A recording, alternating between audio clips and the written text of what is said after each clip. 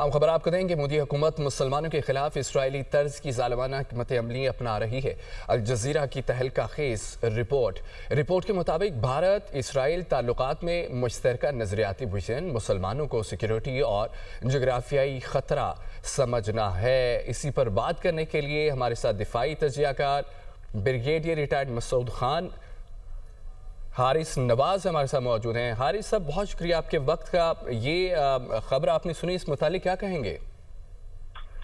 देखें, ये एक बिल्कुल मुसद्दका हकीकत भी है, इसमें कोई डाउट भी नहीं है कि दोनों कुंदे नस्ली जो है ना वो खुदकुशी का ये नस्ल कशी का इख्तियार किया हुआ है।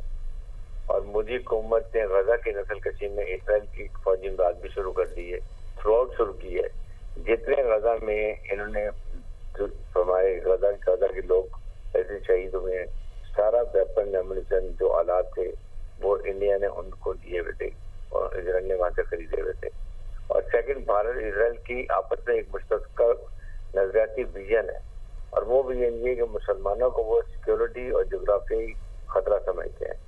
और ये RS की क्यादत जो है सोनी तक की हुकूमत से बिल्कुल उसी तरह चल रही है। दोनों हुकूमतें नस्ली इससे जो नस्ल कुशी करती है।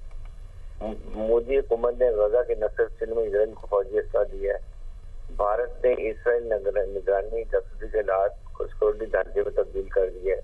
और एक जो जस्टिस बुलडोज के एक नाम से नई एक निकली हुई है, उन्होंने वो बना हुआ है, जिसमें वो जो मर्जी करते हैं, दुकानें तबाह कर देते हैं, मुसलमानों के कारोबार तबाह कर देते हैं, उनके बागात तबाह कर देते हैं, उनको कारोबार नहीं करने देते हैं, लेकिन उनको कोई पूछने वाला नहीं है।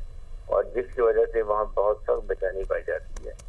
और भारतीय कौंसिल जनरल में 2019 में खुद कहा था कि अब हम इंडियन जो इसराइल का मॉडल है वो कश्मीर में लेकर आएंगे। और जब से ये वहाँ पर उन्होंने इस तरह के नए आलात भी, सिक्योरिटी आलात भी लगा के रख दिए, वो भी उसमें लगे हुए उसके अंदर करने के लिए। और मोदी हुकूमत ने मुझे कश्मीर इंतजामी पॉलिसी में इसराइल की सिक्योरिटी और इंतजामी मॉडल टोटल लगा दिया है।